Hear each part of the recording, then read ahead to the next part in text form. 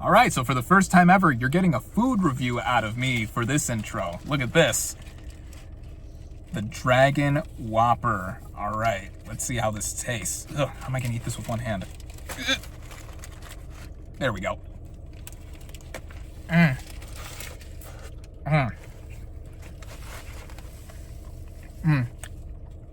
It's basically just a Whopper with bacon and cheese.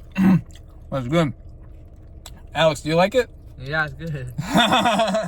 Nice. And then I'm also trying the mozzarella sticks, the mozzarella cheese sticks that are also promoted with this movie. Let's see.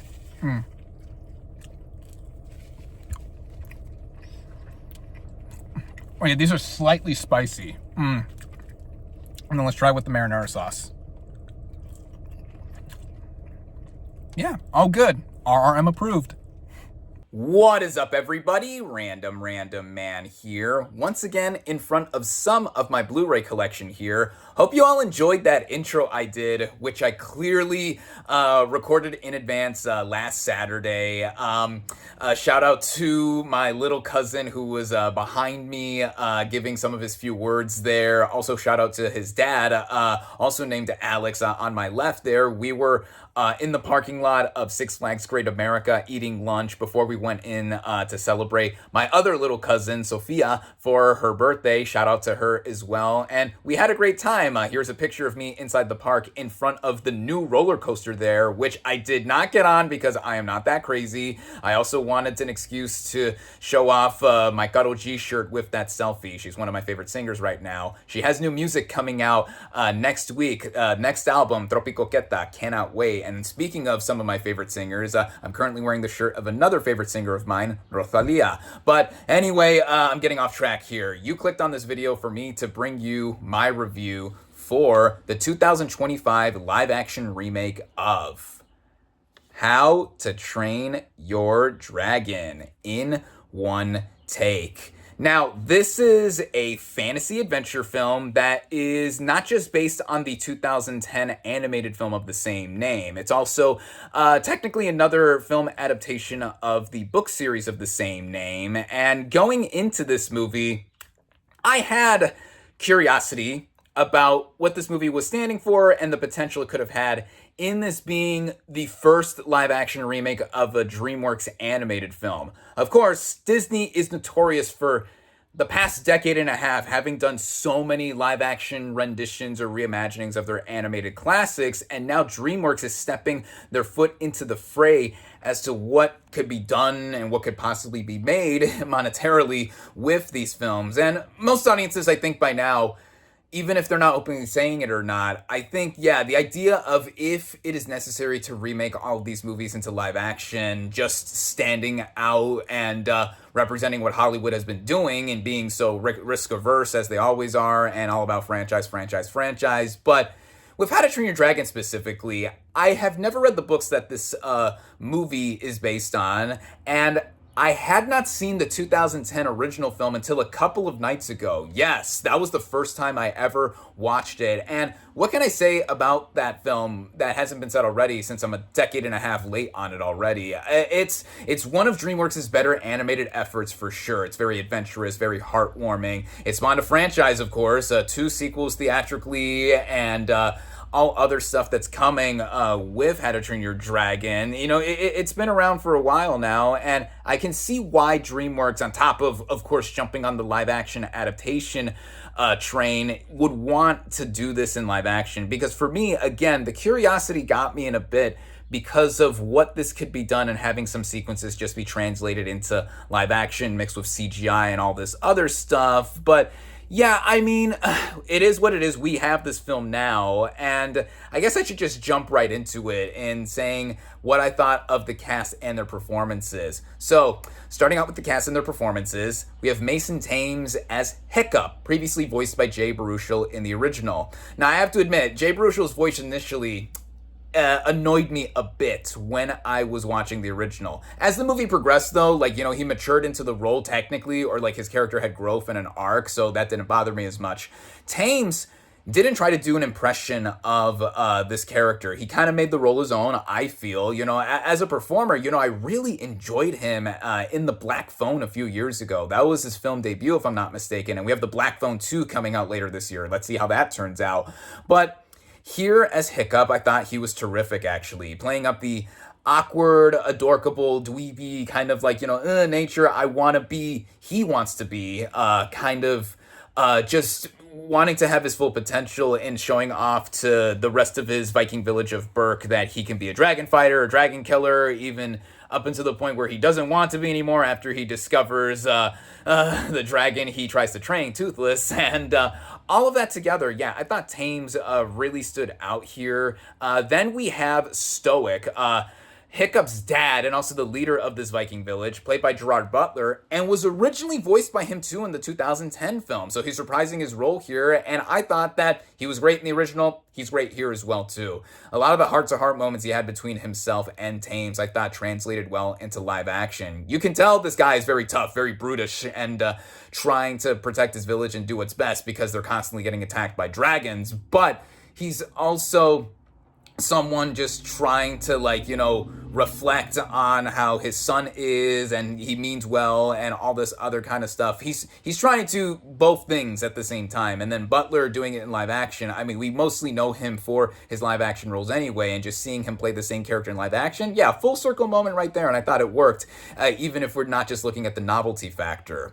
Then we have Nico Parker as Astrid, the love interest to Hiccup, previously voiced by America Ferrera in the animated film. And, ironically, Parker, daughter of Thandaway Newton, by the way, she was previously in a live-action film that was adapted from a Disney classic, and that was 2019's Dumbo, and that I also think was her film debut. She was just starting out as a child actress there, and I really took better notice of her in The Last of Us, HBO's The Last of Us, where in the very first episode, she plays Joel's daughter, and she was great there for the screen time that she had. And then here, I think that she further grows as an actress. Astrid is a character who, again, is the love interest to Hiccup and is trying to be the next potential Viking leader eventually, or trying to show off that she has the skills and the capability and all that. I think she had about as much development as her character did in the original, and then the chemistry between herself and Thames as not necessarily love interest, but also just seeing them butting heads and seeing their different philosophies and ideologies in terms of how they're going to handle the future of the village. She even says at one point for the village in that their war is going to be the parents' war, or their ancestors' war, is now going to be theirs eventually, and continuing to fight dragons and stuff. So you see all that there. I see the dichotomy that is on display with these characters. And then the other big player here is Nick Frost as Gobber, previously voiced by Craig Ferguson. He's the blacksmith of the village and also the teacher to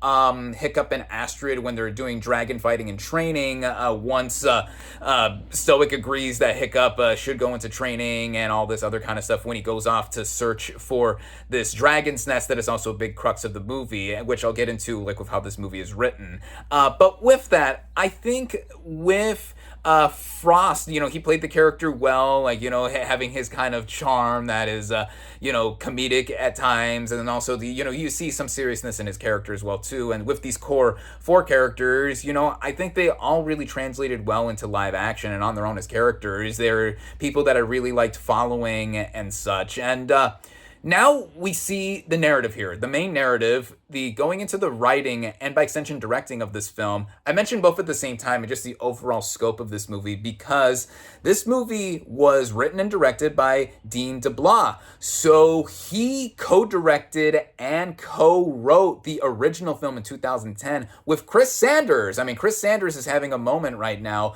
Just recently, in the last year, he did The Wild Robot, which scored him another Oscar nomination for Best Animated Feature. Earlier this year, speaking of live action remakes, I mean, he reprised the role of Stitch vocally in Lilo and Stitch. So and now another one of his properties is being adapted into live action with his co-director and co-writer taking the reins solo this time, writing and directing. So that is also what had me curious to see how this would be adapted, because we have one of the original voices behind the animated film steering the ship here, so to speak. And I think that what he does, yes, let's look at this on face value. Let's get this right out of the way. This is basically beat for beat, almost shot for shot, like the 2010 original animated film. And obviously, this is speaking more to me now because I just watched this movie 2 nights ago and barely became a fan 36 to 48 hours ago of the Dreamworks animated film. But yeah, like the way it begins with the intro, there's narration from Hiccup, and then also just how the story goes in any sense. Like, this is the same film. You can almost say it's a carbon copy.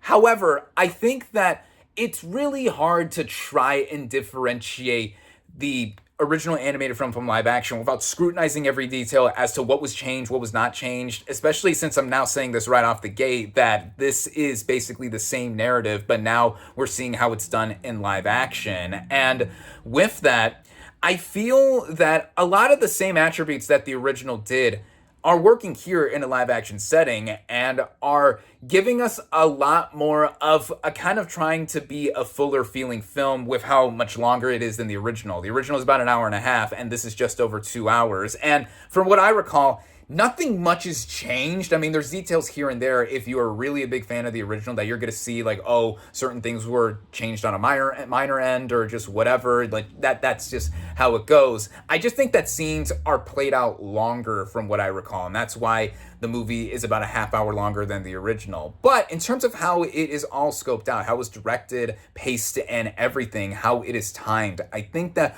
Dublad did a really good job recapturing what was done with the original and just harnessing what was working about it, and then also just treating us to a lot of visuals and just all of this flair that was done in animation and now in live action, given today's technology, of course. It all looks so stunning, I feel. Toothless, the dragon, the titular dragon that Hiccup trains, I mean, he was adorable in the original, and his design translated perfectly into live action. Compared to the rest of the dragons, though, he looks a lot more cutesy anyway. I get that's just the very idea of the design of his character. But then, like, all the other dragons are much more realistic looking, more scaly, like more kind of looking, I think. But on purpose. I mean, I think they all look well, and how they are in motion and in action, that I think, is just harkening back into how much care I think was put into this live action remake, because again, we have the original writer director here, and we have a lot of other things that make this movie, I feel, as enjoyable as the original, to be honest, as the original score was done again by John Powell. He previously composed the score for the 2010 film, even got an Oscar nomination for Best Original Score, just like the film itself was nominated for Best Animated Feature. And when we get into the flying sequences and the score really swells and goes up and there's a lot more emotional beats, I think that is something that is a hallmark of these kinds of films that, again, translating into live action, I think that just makes the movie soar, no pun intended, with those moments. And then speaking of the flying sequences, like how the movie is shot, the cinematography, the blending of the visual effects and everything. And when we see the sequences of Hiccup taking flight with Toothless, I mean, they're just really grand, and they mix well with complementing how the original did it. I know the original was one of the big 3D films back in the day when 3D was, being forced into almost every movie. Again, I barely saw this for the first time here at home a couple nights ago, but for me, seeing this live action remake in the theater, I saw it in my local chain's version of a premium large format. Shout out to Classic Cinemas. Their version of it is called XQ. You got to see this thing on the biggest screen possible. I know this movie is also showing in IMAX and other formats like that. So when you get to those flying sequences, I really think that they are worth the price of admission, seeing this thing in theaters. And on top of the rest of the spectacle and the scale that we see here, I mean, we have the design of Burke itself, the way all these characters look as Vikings, and just how the movie is just coming together. I feel that it does make for an experience that, like the original, is adventurous and heartwarming. It's just as adventurous and heartwarming as what was done 15 years ago. But of course, your mileage is going to vary as to how you think this movie even warrants its existence. And, it's hard for me to want to knock this movie too much, because I do think it is so well made. I would argue, even comparing it to what Disney has previously done with their live action remakes, even comparing the ones from this year, getting Snow White, Lilo and Stitch, this is way better than those movies. And even compared to most of the other live action renditions that we got in the past decade and a half. This is really up there towards the top. You could even debate that this really is the best one just for being so faithful. And then some people are going to say otherwise, and that it's way too faithful. It doesn't change that much, do whatever. Yeah, it's tough for me to want to go into more of that and just like wanting to scrutinize the movie in that way, because I'm also trying to look at this movie on its own, because I know that there's a whole generation of kids. There's a generation of me included, having not seen the original until recently. A generation of kids are piggybacking to kids who have never seen the 2010 original. Hard to believe. Also hard for me to believe because it took me so long to see this. But anyway, what I'm trying to say is that there are kids who are going to go into this thing not having seen the original anyway. And I would say this is not a bad way, far from bad way, to experience the story for the first time. I mean, as a film on its own, I honestly do think it is outstanding and fun for the whole family. It's something for all ages to enjoy because of the messaging, the thematic elements, something for almost anyone and everyone to take away here. And again, you're treated to the scale and spectacle of the dragons taking flight, and then by the time it gets to the third act and everything, you know, we got something like this, and we are going to get a sequel. It's already been announced that we're getting the sequel to this in 2027. So make of that what you will. Again, franchise, and Hollywood being Hollywood as it is. But honestly, you know, even if a sequel wasn't coming, I do want to go back and see the animated sequels and go into more of this world because of how I was just so into it watching it for the first time 2 nights ago with the 2010 film,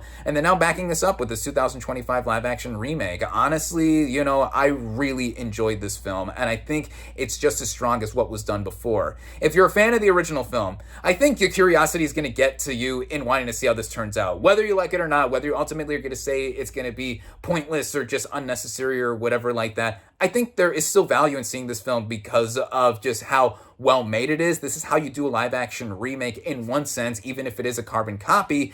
But again, it is too well made for me to want to knock it any points that are just like straight up negatives that have like anything to do with the fault of the filmmaking, or if something stood out to me as just not being well done. I really enjoyed this film, as I said, once again, and I think that this is something I definitely recommend those to see, and I feel that this should be a note to those that, yeah, even if you're going to still end up doing a bunch of live action remakes like this one, this is one of the ones that does it well, and it does it in one of the best ways, and it is one of the best in general. So, yeah, there you have it. All that's left for me to do is just to give my final verdict for this film. My final verdict for How to Train Your Dragon is 4 out of 5 stars. Thank you all, as always, for watching. Be sure to like this video, comment on what you thought of How to Train Your Dragon. Social media links in the description. Subscribe to my channel for more, and I'll catch you on the next movie review.